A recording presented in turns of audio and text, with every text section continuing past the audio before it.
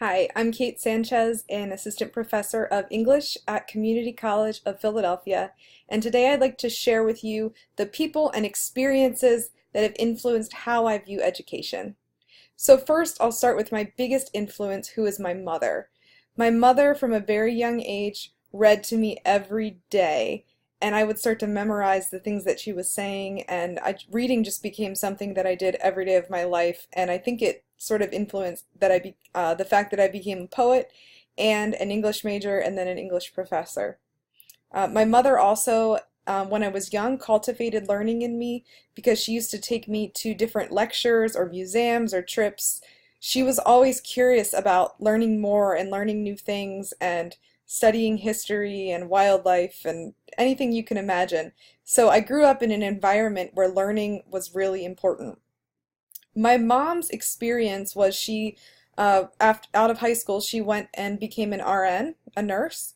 And then eventually, when I was starting school, when I was pretty young, she went back and got her bachelor's of science in nursing.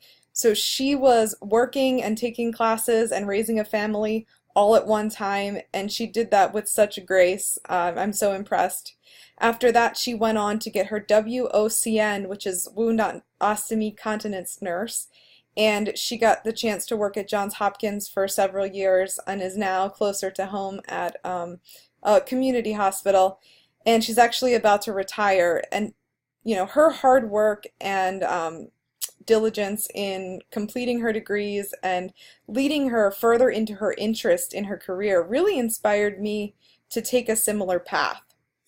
Um, One of the obstacles that she faced obviously was sort of juggling work, family, and school, and that you'll find out sort of inspired me later when I hit my own obstacles. Her advice was always to study what you love and study something that can help others. So it was really important to her that you follow your heart and you follow through with a career where you feel like you can make an impact on others or the world in some kind of way. So I'm really grateful for her influence, and though she is about to retire, she is just looking to see what she's going to do next. She's not done. She's not done her work, and she wants to continue to study and learn more and continue to contribute to the world in some kind of way. So I think that's amazing. My particular journey, I graduated high school and I went to James Madison University, where I got a bachelor's in English and journalism. From there, I transferred to Columbia College in Chicago, where I earned a Master's of Fine Arts in Poetry.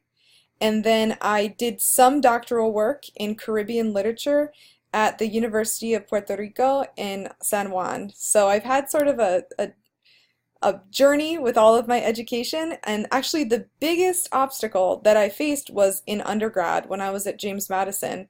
My sophomore year, at the very end, I got very sick, and I had to make a decision to stay in college or drop out, and I decided to stay in college, and I ended up finishing the rest in 2.5 years, so it just took me an extra summer semester. And I did my work from my bed with my laptop. I had a handicapped pass to go to school, and I just sort of buckled down and did it. And that's my biggest educational accomplishment because it took so much support and so much hard work to get me to class in general and to be able to do my work. I slept about half the day and then spent the rest of the time going to class and studying and trying to take care of myself. So that was sort of my biggest accomplishment so far. The biggest difference between college and high school, I think, is that college is much more fun.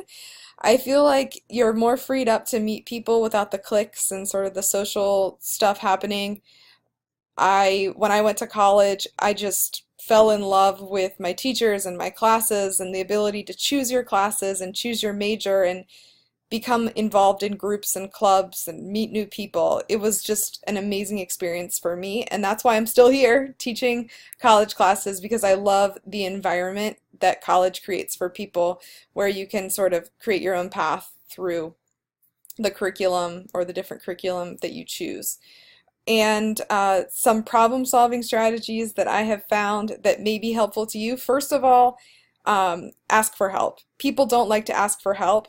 But I ended up having to ask for a lot of help from professors when I was in college because I was so sick. Some days I couldn't get to class, and luckily I had people who were very understanding and willing to work with me. So you never know unless you ask. If you're struggling, you should let your professor know. Second of all, manage your time well.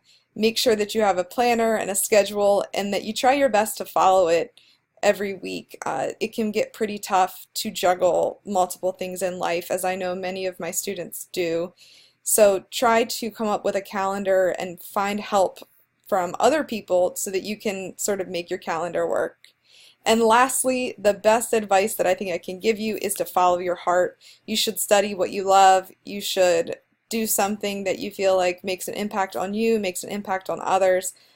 Just as my mother showed me, I hope to show you all that, you can make a difference and have a rewarding career doing something you love, just by paying attention to what makes you happy and whatever you learn, whatever it sparks in you, following that spark.